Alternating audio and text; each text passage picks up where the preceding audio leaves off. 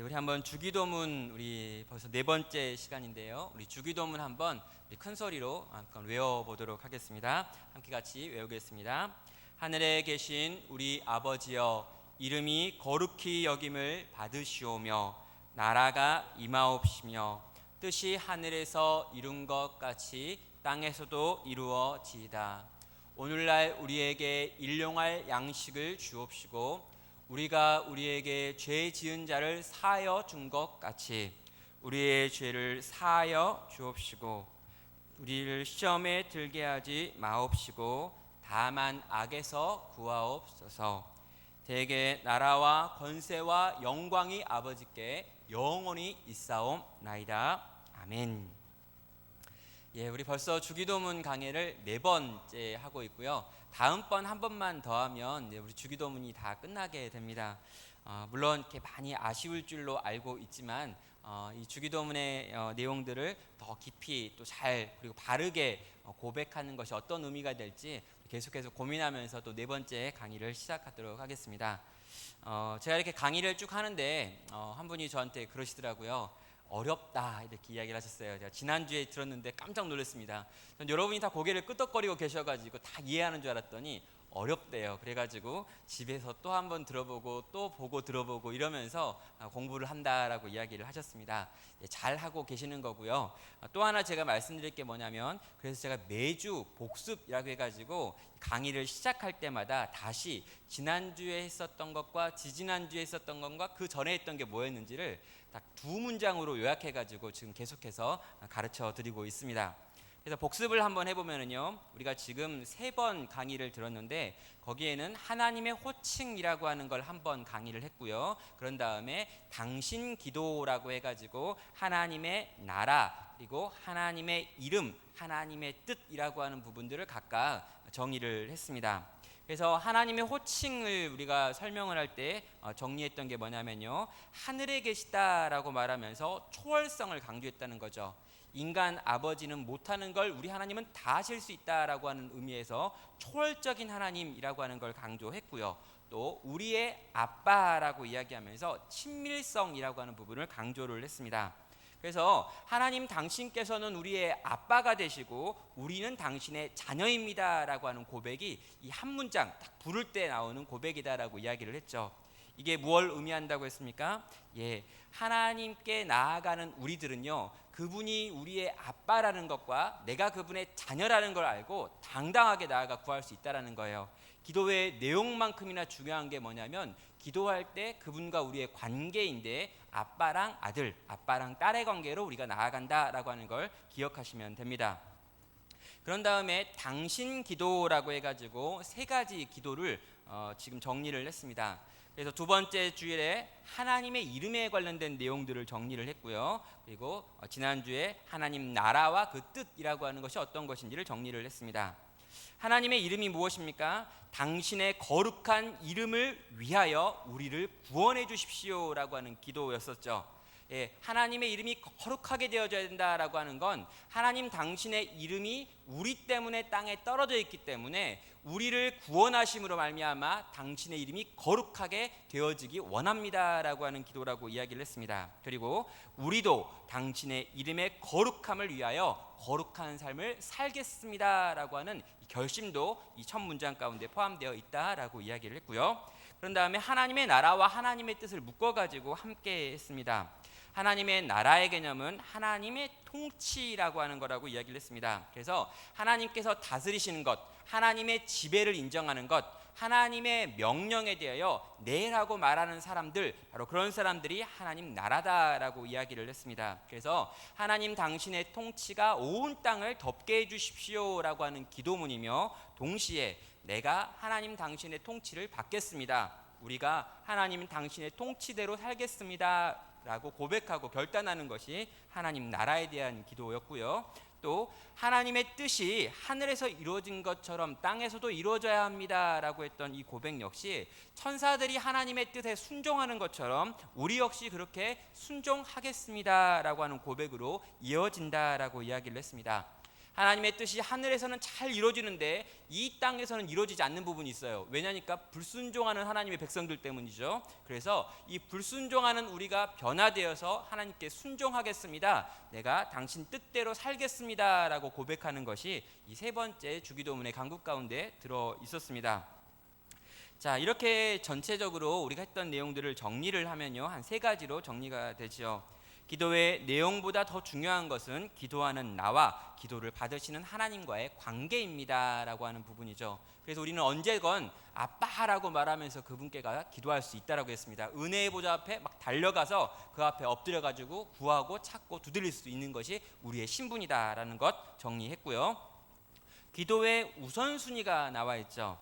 여러분, 기도가 꼭 용 6개가 있는데 먼저 나오는 기도는 당신 기도라고 해가지고 하나님의 나라, 그의 뜻, 그의 이름 이렇게 해가지고요, 당신 기도라고 해가지고 세 가지가 먼저 나온다는 거예요. 이건 뭘 의미하는 거냐면 우리가 우리의 구할 것을 가지고 막 나아가고 싶지만요, 우리가 나아가는 것보다 먼저 하나님을 위하는 기도가 먼저 돼야 된다, 그게 우선권이 있다, 그게 우선적이다라고 하는 부분을 말하고 있는 것입니다.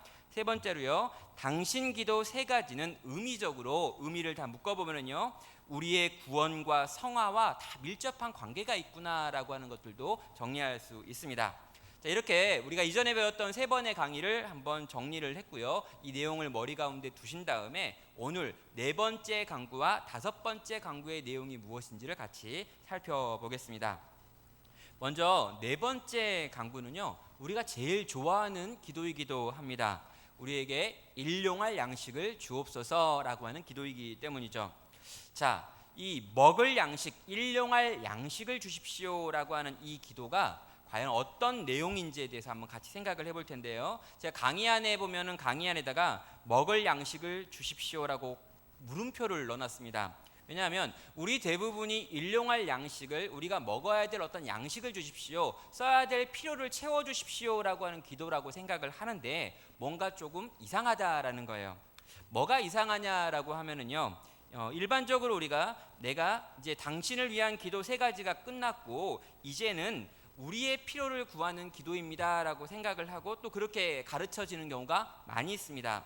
또 서구에서 나온 대부분의 주석들 역시 그런 방식으로 정리를 했죠. 그래서 우리의 필요, 여기 나오는 일용할 양식이라고 하는 부분을 다양하게 번역을 하는데요, 오늘 먹을 양식, 내일 먹을 양식, 최소한의 생존을 위한 양식, 우리에게 필요한 양식 등으로 다양하게 번역을 하고 있어요. 여러분, 이렇게 일용할 양식이라고 우리는 대부분 그냥 외우고 있으니까 쓰고 있는데요, 이 단어를 외국에서는 다양하게 쓰고 있는 이유가 있습니다. 왜냐하면 여기에 나와 있는 일용할이라고 하는 단어 자체가 신약 성경에서 딱 한 번밖에 안 쓰여져 있어요. 그리고 이 고대 사회, 그러니까 2000년 전 예수님이 계셨던 그 시대에 다양한 헬라어로 쓰여진 문헌들이 있는데요, 그 문헌들 가운데 어디에도 없는 단어를 쓰고 있기 때문입니다. 그럼 아무도 이 단어를 안 써요. 그럼 오직 예수님께서 마태복음 6장에서 하신 이게 유일합니다. 성경 전체에서도 안 나오고 있고요, 또 그 당시에 쓰여졌던 많은 문서 안에도 전혀 쓰여져 있지 않은 단어 에피우지온이라고 하는 단어가 쓰여 있는데 이 단어를 어떻게 해석해야 될지 사람들이 모르기 때문에 다양한 방식의 해석 버전이 있다라는 것이죠. 자, 그래서 아무튼 그런 여러 가지 해석의 방식들은 결국엔 뭘 말하는 것 같으면요, 하나님, 우리의 일반적인 필요를 좀 채워주십시오. 그것이 오늘 먹을 것이든지 내일 먹을 것이든지 최소한의 생계에 필요한 것인지 아니면 그냥 내가 필요한 어떤 모든 것들을 의미하는 일반적인 호칭인지는 모르겠지만 아무튼 이것들을 나에게 이제 주십시오라고 하는 기도로 이 본문을 읽는다라는 것이죠. 우리 대부분도 그렇게 배웠잖아요. 하나님을 위한 길을 쭉 하고 이제는 일용할 나의 필요를 위해 기도해야지. 이제는 내가 하나님 이런 것들이 필요합니다. 내가 지금 결혼할 때가 됐어요. 지금 나는 이러이런 게 필요합니다. 돈이 필요합니다. 내일 먹을 게 필요합니다. 직장이 필요합니다. 라고 하는 기도들을 여기에 있는 일용할 양식의 자리에다 놓아놓고 우리는 기도하라고 배웠다라는 것입니다. 그런데 이렇게 읽으면 뭔지 좀 이상해지는 부분이 하나 있어요. 바로 이 마태복음 6장에서 이 주기도가 나오고 있는데 이 주기도문 6장 25절 그리고 31절에 보면은 이방인들의 기도를 설명하는 자리에서 지금 이런 표현들을 쓰고 있기 때문입니다. 마태복음 6장 25절은 이렇게 말합니다. 그러므로 내가 너희에게 이르노니 목숨을 위하여 무엇을 먹을까 무엇을 마실까 몸을 위하여 무엇을 입을까 염려하지 마라. 목숨이 음식보다 중요하지 아니하며 몸이 의복보다 중하지 아니하냐. 또 31절은 말합니다. 그러므로 염려하여 이르기를 무엇을 먹을까 무엇을 마실까 무엇을 입을까 하지 말라라고 말하고 있다는 거예요. 여러분 성경 이쪽 끝에 있는 것과 이쪽 끝에 있는 거면 좀 이렇게 다른 용도로 쓸 수 있겠다라고 생각을 하는데요. 같은 마태복음 6장이라고 하는 산상수훈이라고 하는 한 이야기 속에서 여기에서는 이렇게 이야기하고 여기에서는 이렇게 이야기한다라고 하는 게 대단히 이상하다는 거죠. 여러분 같은 6장에 있단 말이에요. 분명히 이방인들이 자기의 먹을 것과 마실 것과 입을 것을 위하여 염려하고 근심하고 기도한다라고 이야기를 했단 말입니다. 그런 다음에 하나님 나라 백성들은 그걸 가지고 기도하는 게 아니야 라고 말해놓고는 막상 예수님께서 주기도문 안에다가는 일용할 양식을 위하여 기도합니다 라고 하는 말을 했겠느냐라고 하는 거죠. 뭔가 분명히 여기서 아니라고 했으면 이것도 아니어야 되는데 표현으로만 보면 우리가 외우고 있는 내용으로만 보면 마치 일용할 양식을 구하라 라고 말하고 있는 것처럼 보인다는 거죠. 우리의 당장에 필요한 먹을 것, 마실 것, 입을 것, 살 집, 또 함께할 사람들이라고 하는 다양한 오늘날 우리가 가지고 있는 필요들에 대해서 구하라라고 하는 것으로 이 주기도문의 네 번째 기도를 사용하는 경우가 또 가르치는 경우가 많다라고 하는 것입니다. 해석을 보면 이렇습니다. 먹고 마시고 입는 일상적인 필요를 구하는 그 기도를 이방인들이 구하는 기도다라고 분명히 예수님께서 이 마태복음 6장에서 두 번이나 설명을 하고 있습니다. 자, 그러면요 이렇게 설명하시면서 실제로 그분의 자녀들 또 그분의 제자들을 향해서 하시는 말이 뭐냐면요, 나의 자녀들은 일상적인 그런 필요에 관하여 구할 필요가 없다라고 말했다는 거예요. 자, 이게 뭡니까? 여러분, 우리의 자녀가 이렇게 있는데요, 우리의 자녀가 어느 날 진지하게 내게 찾아와 가지고 아빠인 저한테, 아버님 제가 공부를 해야 되는데 볼펜이 없습니다. 볼펜을 사기 위하여 돈이 필요하오니 제발 저에게 돈 1,000원만 주시지 않겠습니까? 그러면서 막 강청을 막 하는 거죠. 막 아버지 발을 붙잡고 아버지가 그걸 주시지 아니하시면 안 되십니다. 그러시면서 아버지 그걸 줄 때까지 제가 이 집에서 움직이지 않겠습니다. 40일 금식을 하겠습니다. 이러지 않는다는 거예요. 여러분, 진짜 그것이 필요한 것이고 꼭 있어야 되는 거면 입어야 될 것, 네가 살아야 될 것, 네가 먹어야 되고 마셔야 될 아주 일상적인 그것이라면 그것은 아버지가 자식에게 그냥 주는 것이지, 자식이 와가지고 사정한다고 해가지고 주고 사정을 안 하면 안 주는 그런 문제는 아니라는 거예요. 지금 예수님은 분명히 아버지와 우리의 관계를 설명을 했습니다.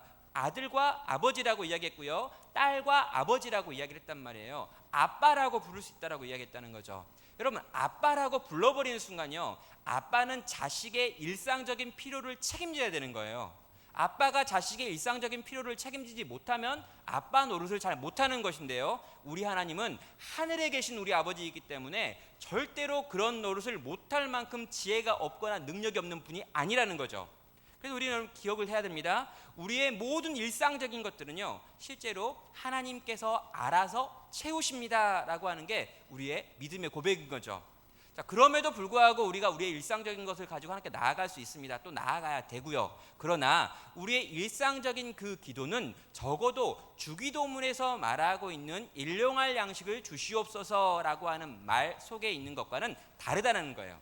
여러분, 주기도문이 왜 처음 등장했는지 기억하십시오. 제자들이 와가지고요, 우리 공동체는 무엇을 사명으로 여기는 사명 선언문 하나를 만들어 주십시오. 세례 요한의 공동체에도 있고 에센의 공동체에도 있고 바리새파 공동체에도 있는데 우리 공동체가 가져야 되는 신앙 고백문이 뭡니까? 라고 물어보면서 이걸 달라고 요구했고, 예수님은 이 주기도문을 주면서 이것이 우리 공동체의 신앙 고백이다, 이것이 우리 공동체의 구호야 라고 말하면서 줬다는 거예요. 그래서 우리가 이 주기도문에 나와 있는 네 번째 기도를 단지 오늘 나의 먹는 것, 마실 것, 또 입을 것, 또 어떤 살 것, 내 필요들을 구하는 기도다라고 생각하지 않아야 되고, 생각하는 방식이 잘못된 방식은 아니지만 더 깊은 의미로 들어갈 수 없게 만드는 장애물이다라는 겁니다. 그래서 그러면 한번 이제 일용할, 그 신기한 단어 일용할로 한번 들어가 보겠습니다. 여러분, 에피우지온이라고 하는 단어를 쓰고 있어요. 근데 이 단어가 성경 어디에도 없고 또 헬라어라고 하는 사전 안에도 없는 단어예요. 그냥 유일하게 여기 딱 하나 있는 거예요. 이게 진짜 신기한 거죠. 여러분, 딴 데 좀 많이 있으면 비교를 해가지고 이 단어는 이러이러한 뜻이군요 라고 설명을 할 수 있습니다. 그래서 신약 성경의 다른 본문에서 이렇게 썼고 또 이렇게 썼고 이렇게 썼으니까 이 단어는 이런 뜻입니다. 또 이게 안 되면 AD 1세기에 다른 사람들은 이렇게 썼고 이방인들도 헬라어를 사용했는데 헬라어로 쓰여진 다른 문건에는 이렇게 쓰여졌습니다 라고 하는 용례들을 찾아보면은 이 단어의 정확한 뜻을 알 수 있는데, 여기에 나와 있는 이 에피우지오는 실제로 어디에도 그 용례가 없다라는 거예요. 그래서 사람들이 추측할 수밖에 없습니다. 자, 추측할 수밖에 없는 이 단어를 그러면 어떻게 추측할 수 있을까라고 생각을 해보는 거죠. 가장 많은 경우에 일반적으로 우리의 삶에 필요한이라고 하는 것으로 번역을 많이 합니다. 그래가지고 일용할 양식, 오늘 하루 쓸 수 있는 그런 것들이라고 번역을 하는 경우가 대부분의 경우예요. 그리고 그런 전통이 있습니다. AD 4세기까지 그런 전통이 있었습니다. 그리고요, 또 이런 시간의 의미로 사용을 해가지고 그 날을 위한, 당일을 위한이라고 번역한 것들도 많이 있어요. 그러니까 그날을 위한, 또 그때를 위한 이런 걸로 번역하는 번역도 많이 있습니다. 그런데 마지막에 있는 번역이고요, 이 번역이 제가 생각하는 가장 적절한 번역이라고 생각을 하는데, 오는 날에 필요한, 다음 날에 필요한이라고 하는 것으로 번역할 수도 있다라는 거예요. 자, 제가 왜 오는 날에 필요한, 다음 날에 필요한, 또 이거 약간 의역하면요, 영원한이라고 하는 것으로 번역이 되어지는 이 번역을 받아들이냐면요, 거기에 대한 근거가 몇 가지가 있습니다. 세 가지 근거를 대고 있는데요. 하나는 언어적 근거인데, 여러분, 예수님께서 주기도문을 처음 제자들한테 가르쳐 줄 때요, 여러분, 헬라어라고 하는 성경에 기록되어 있는 그 언어로 가르치지 않았습니다. 예수님은요, 아람어를 사용하시거든요. 여러분, 예수님은 기본적으로 아람어를 사용했기 때문에 아람어로 제자들한테 알려주었고, 제자들은 아람어로 자기가 들었던 내용들을 재해석해가지고 헬라어라고 하는 성경에 기록된 언어로 다시 기록하다는 거죠. 그래서 혹여나 아람어로 되어져 있는 성경이 있다면 그 성경은 이 단어를 어떻게 쓰는지를 찾아보면 우리는 이 단어의 의미를 더 정확하게 알 수 있는데, AD 2세기에 아람어랑 가장 가까운 언어인 시리아어 안에서 이 번역의 내용이 있더라는 거예요. 그래서 시리아 번역은 이렇게 번역을 하고 있습니다. 오늘 우리에게 내일의 양식 영원한 빵을 주소서라고 번역을 하더라는 거예요. 그러니까 일용할이라고 하는 말을 내일의 양식이라고 하는 말로 쓰고 있기 때문에 예수님이 당시 사용했던 언어와 가장 가까운 단어가 이 뜻이기 때문에 우리는 내일의 양식이라고 하는 것으로 이 부분을 해석할 수 있겠다라고 생각을 하는 겁니다. 또 이렇게 해석하는 두 번째 이유는 구약에 나와 있는 근거 때문인데요. 구약에서 광야에서 이 만나가 이렇게 내리는 장면들이 있습니다. 그런데 이 광야에서 만나가 내릴 때 어떻게 내리냐면 하루 먹을 치가 하루에 내리는 거예요. 그래서 우리가 아침에 나아가서 열심히 얻으면 그걸 하루 딱 먹고 끝납니다. 그리고 다음 날 아침이 되면 또 내리죠.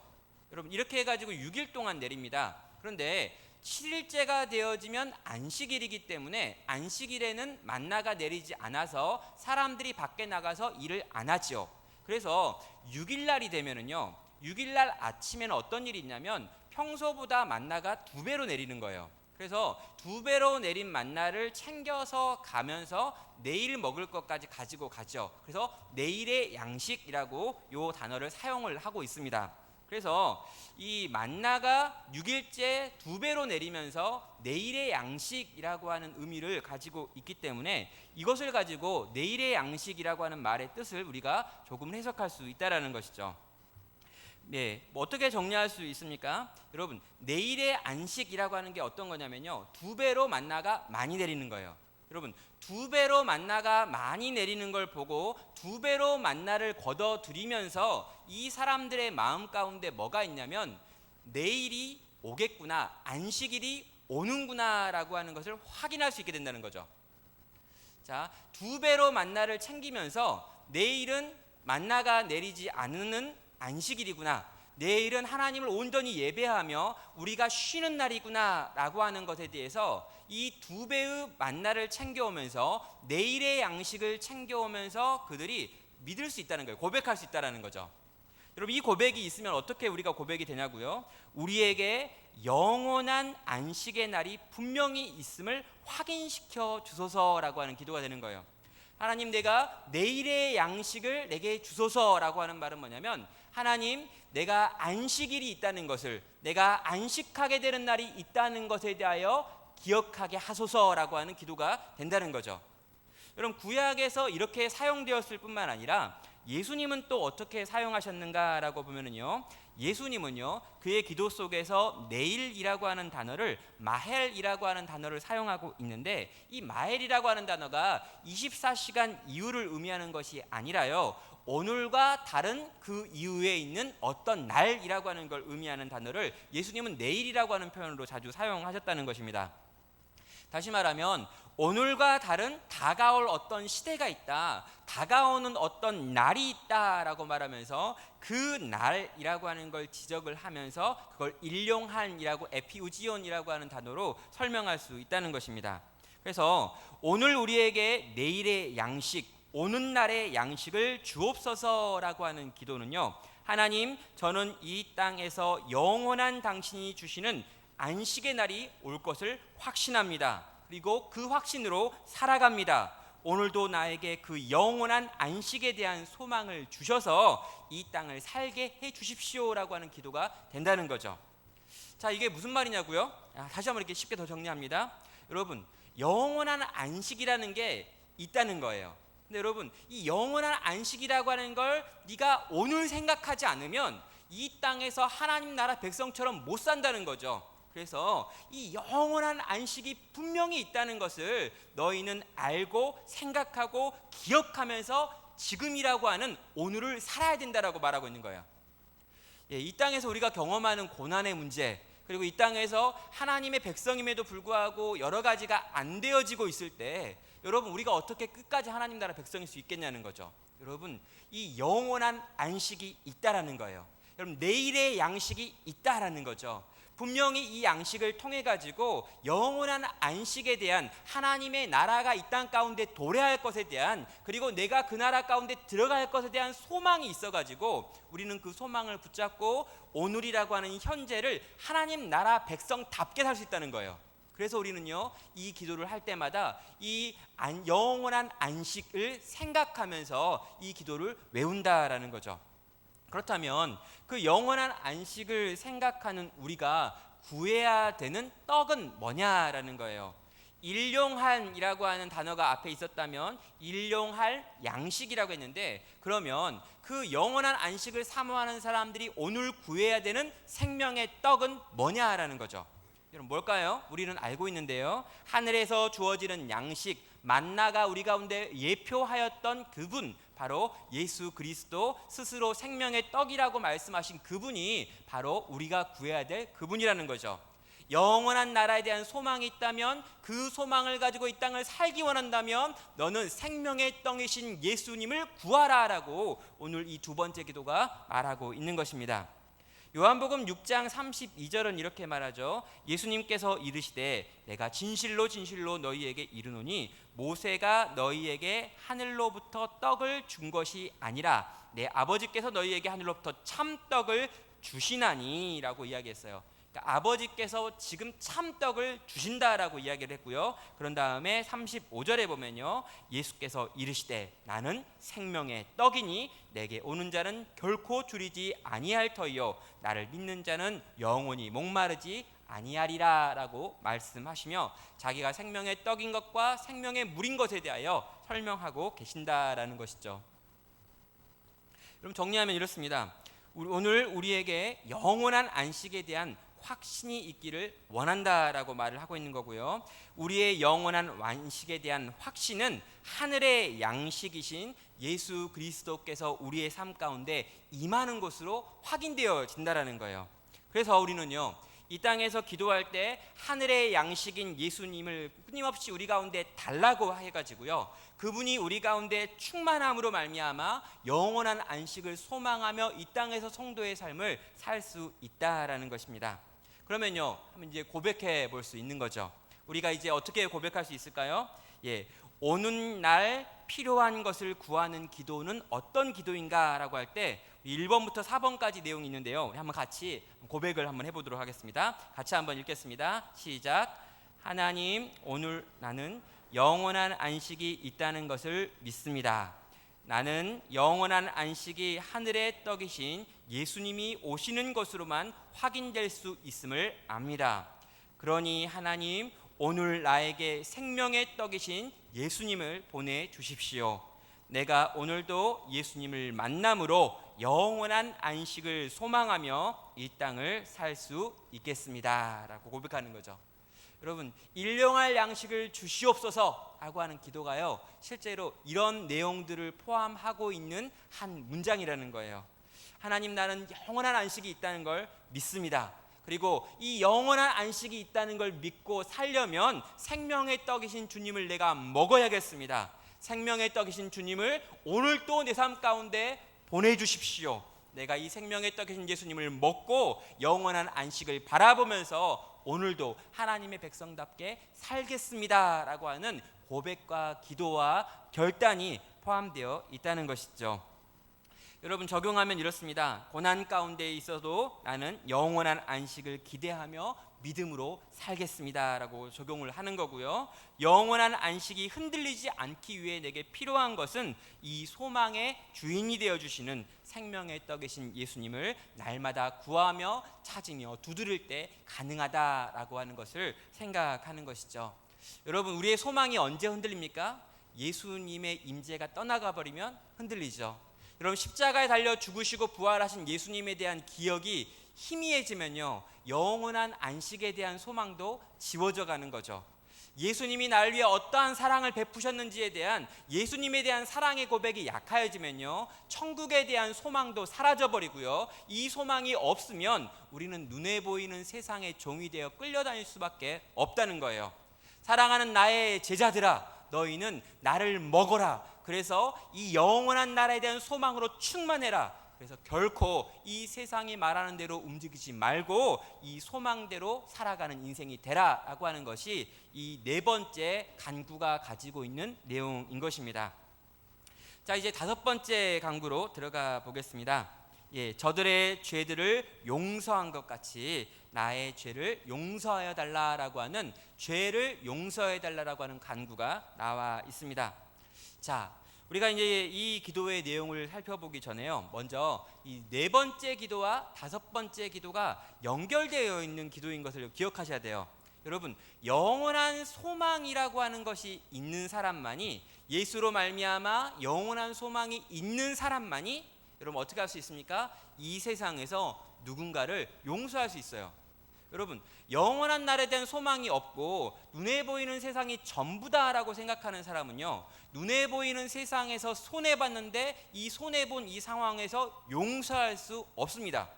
물론 잠깐 용서하는 것 척할 수는 있어요. 그러나 다 쌓아놨다가 언젠가 다시 폭발시키죠. 우리 대부분 이렇게 결혼하고 난 다음에 배우자한테 하는 것처럼 용서를 분명히 했는데 또 기억나고 또 기억나고 또 사용하고 또 사용하는 우리의 모습이 여기 있는데요, 그런 용서가 아니라 진짜 제대로 온전히 용서하려면 너는 하늘 소망이 분명해야 된다는 거예요. 그리고 예수로 말미암아 그 하늘 소망이 있는 너는 이 세상에서 용서하는 사랑의 사람이 되어야 한다라고 말하면서 다섯 번째 간구가 용서와 관련된 간구가 되는 것입니다. 자, 그래서 이제 우리가 이 다섯 번째 기도를 보게 되는데요, 다섯 번째 기도에서 우리가 또 오해하기 좋은 게 있습니다. 뭐냐면은 누구 뭐뭐 한 것 같이 우리의 죄를 용서해 주십시오라고 이야기를 하고 있기 때문이죠. 우리가 다른 사람의 죄를 용서하여 준 것 같이, 준 것처럼 하나님께서도 나의 죄를 용서해 주십시오라고 지금 이렇게 우리말 번역이 되어져 있기 때문에 우리가 이걸 조건문이라고 생각을 하는 거예요. 그래서 내가 누구를 용서 안 하면 하나님은 나를 용서 안 하시고, 내가 누구를 용서하면 하나님이 나를 용서하는 것이라고 생각하기가 좋습니다. 그런데 그렇게 정리를 하시면은요, 어떤 일이 발생하냐면요, 이 기도를 할 수가 없죠. 왜요? 우리는 절대 먼저 용서하는 법이 없잖아요. 여러분, 우리가 누구예요? 우리가 보통 사람이 아니잖아요. 우리가 보통 이 강팍한 사람들이 아니어가지고 우리가 이렇게 누구를 용서한다라고 하는 말 자체가 실제 불가능하다는 걸요, 우리는 살면서 이미 경험을 했어요. 아직 여러분이 10대다라고 하면은 경험을 못한 분도 좀 있을 수 있는데, 여러분이 이미 뭐 20대, 30대가 넘었기 때문에 나는 죽어도 용서를 못하는 사람이구나라는 걸 잘 아시는 분들이 우리라는 거죠. 그렇다면 이 문장은 과연 어떻게 해석을 해야 되는가라는 거죠. 그래서 역시 아람어 성경이 어떻게 번역을 했는지 2세기 시리아 번역을 봐야 되는 거죠. 그 번역에 보면 이렇게 번역이 되어 있습니다. 하나님, 우리의 죄를 용서해 주시옵소서. 그와 동시에 우리도 우리에게 죄 지은 자들을 용서하겠나이다 라고 하면서 어순이 바뀌어 있더라는 거죠. 먼저 하나님께 구하는 거예요. 하나님, 우리의 죄를 용서하여 주십시오. 그러면 그와 동시에 우리도 우리에게 죄 지은 자들을 용서하겠습니다 라고 말하는 거죠. 자, 이렇게 번역을 해도 일단은 좀 이렇게 좋은 번역인 것 같습니다. 그런데 중간에 그와 동시에라고 하는 표현이 과연 뭐냐라고 하는 질문을 던져 봐야 되죠.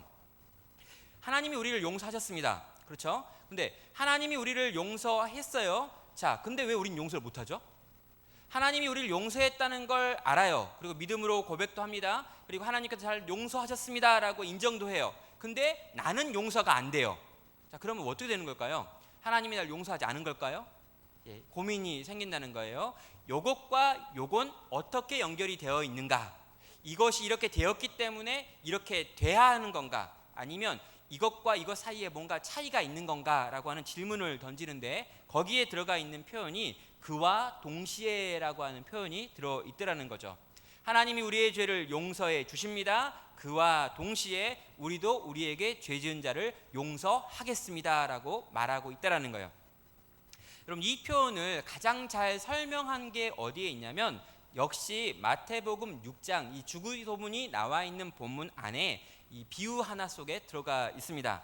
여러분, 이 비유가 뭐냐고요? 1만 달란트 빚진 자의 비유라고 하는 유명한 비유가 있죠.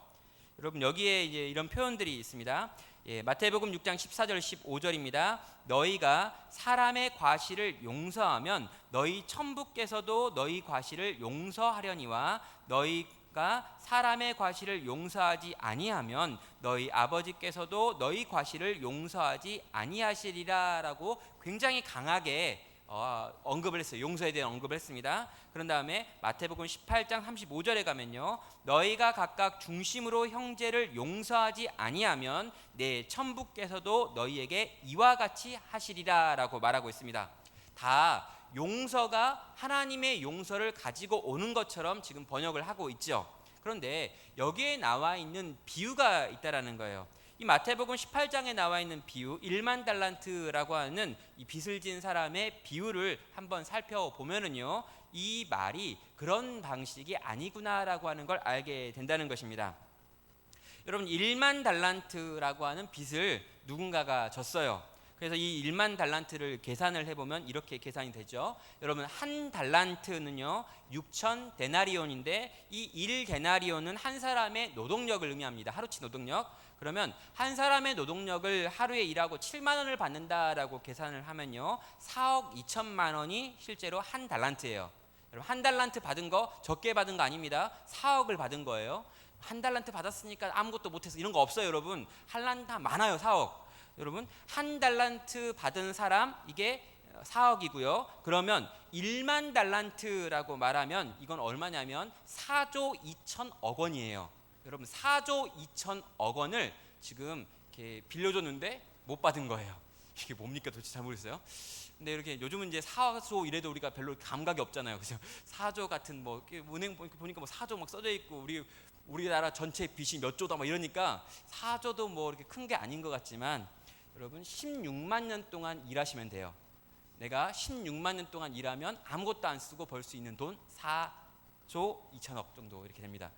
아무튼 이걸 지금 누가 빚을 졌어요. 그래가지고 이 빚이 너무나 크니까 지금 이 왕이 이 사람의 빚을 그냥 없는 거다라고 해가지고 탕감을 해줍니다. 그래요. 이렇게 탕감을 받아가지고 이제 집에 가는 길에 100데나리온을 자기한테 빚진 사람 하나를 발견해요. 자기한테 빚을 안 갚았어요. 그러니까 이 100데나리온 사람한테 돈을 갚으라고 말했는데 못 갚겠다. 지금은 어려우니 조금만 더 노력해서 갖다 주겠다라고 이야기를 합니다. 그랬더니 이 사람을요 감옥에 가둬버리죠. 여러분 100데나리온이라고 하면요 한 700만 원 정도 된다고 계산하면 됩니다. 하루의 일당이 7만 원이라고 생각을 하면 이 사람은 지금 700만 원을 빚진 거예요. 여러분 700만 원이 적은 돈은 아닙니다. 그러나 열심히 일하고 수고하면 얼마만이면 갚을 수 있는 돈이기도 해요. 불가능한 게 아니라는 거죠. 그런데 불가능한 재산을 탕감받은 이 사람이 700만 원이라고 하는 돈 앞에서 탕감하지 못해가지고 용서하지 않고 감옥에 가뒀다라고 하는 소식을요 이 왕이 듣습니다. 그리고요 왕이 이 소식을 들은 다음에 불러 들여가지고요 내가 너를 용서할 수 없다라고 말한 다음에 다시 감옥에 집어넣는 것으로 이 비유가 끝나고 있다라는 것이죠. 자 여러분 이 비유가 그러면 뭘 보여주냐는 거예요. 여러분 왕이 먼저 탕감했어요. 여러분 왕이 먼저 1만 달란트를 탕감해 줬단 말입니다. 그래서 1만 달란트를 먼저 탕감했기 때문에 너는 탕감을 받은 사람인 거예요. 그래서 용서함을 먼저 받았기 때문에 받은 용서의 크기가 너무나 크니까 그 앞에 놓여 있는 작은 용서가 필요한 사람에게 자연스럽게 자동으로 용서가 나온다라는 거죠. 그런데 네가 그 용서를 못하고 있는 걸 보니까 처음 받은 용서도 없었던 사람이구나라고 생각을 하면서 너는 감옥에 가야 된다라고 말하는 거예요. 너는 그 용서를 받은 게 아니라고 이야기하는 거죠. 지금 예수님께서 강조하여 표현하는 게 이 논리인 거예요. 하나님께서 너의 그 큰 죄를 용서하셨다는 거예요. 너의 그 원죄를 용서했다는 거예요. 그 태어날 때부터 피 속에서 흘러내리고 있는 도무지 하나님 나라 백성으로 들어올 수 없는 죽었던 생명을 내가 살려놨다라는 거죠.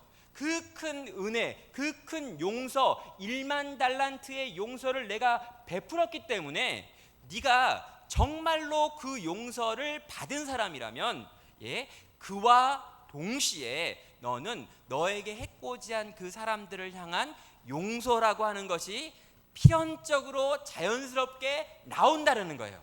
근데 그게 안 나온다는 건 그 앞부분에도 뭔가 막혀 있었던 거다라고 말하고 있다라는 것이죠.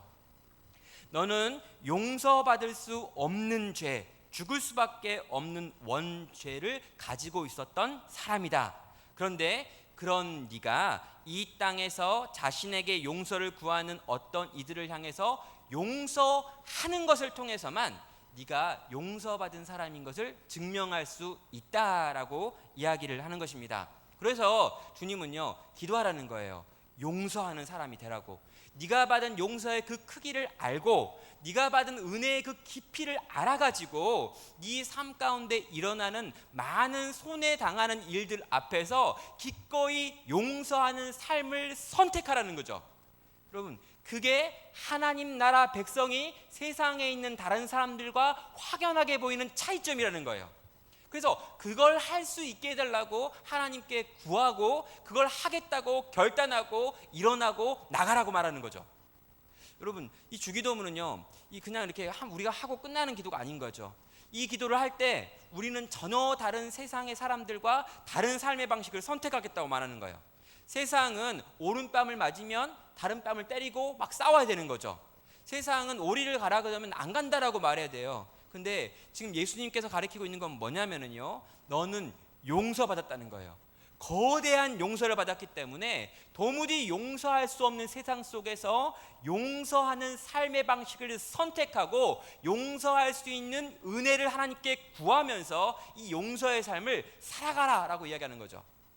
여러분 하나님께서 이미 하신 용서가 있고요 그 이미 하신 용서에서 나온 필연적으로 내 삶 가운데 드러나는 용서의 삶이 있는데 그것이 그렇게 나타나게 해달라고 너는 내게 기도하고 아버지께 구하고 아버지는 그 기도를 들으셔서 너로 하여금 용서할 힘을 준다는 거예요. 여러분, 그래서요, 정말 기도하면 용서할 수 있는 능력이 생기는 거고요, 용서할 수 없다면 아직도 나는 하나님의 그 크신 은혜의 사랑에 대하여 잘 모르기 때문인 거기 때문에 기도로 하나님께 그 은혜를 구하며 나아가야 한다는 것입니다. 그래서 한번 이제 고백과 적용을 해볼 수가 있죠. 우리 고백문입니다. 예수님을 생명의 떡으로 먹은 자는 어떻게 이 세상을 용서하며 살아갈 수 있는지라고 하는 부분입니다. 이 고백을 우리 한번 또 같이 목소리 맞춰가지고 해보도록 하겠습니다. 저의 죄가 얼마나 심각한 죄였는지 알게 해 주십시오. 용서하시는 하나님의 은혜가 얼마나 큰지 알게 해 주십시오. 남이 나에게 지었던 죄가 얼마나 작은 것인 줄 깨닫게 하소서. 제가 받은 큰 용서의 은혜를 기억함으로 삶 가운데 있는 작은 것들에 대한 용서를 행하게 하소서라고 하는 기도가 된다라는 거죠. 하나님, 내가 얼마나 큰 은혜 받았는지 알게 해주십시오. 그리고 사람들이 내게 끼친 손해가 얼마나 또 작은 것인지 알게 해주십시오. 그리고 내가 받은 그 큰 은혜 때문에 이 작은 손해들 앞에서 내가 이 손해를 당하고 용서할 수 있는 사람이 되게 하여 주십시오. 세상과 전혀 다른 용서의 삶을 살게 해주십시오라고 하는 간구가 여기 나와 있는 이 5번째 간구가 가지고 있는 내용인 것입니다. 적용하면 이렇게 해야 할 수 있습니다.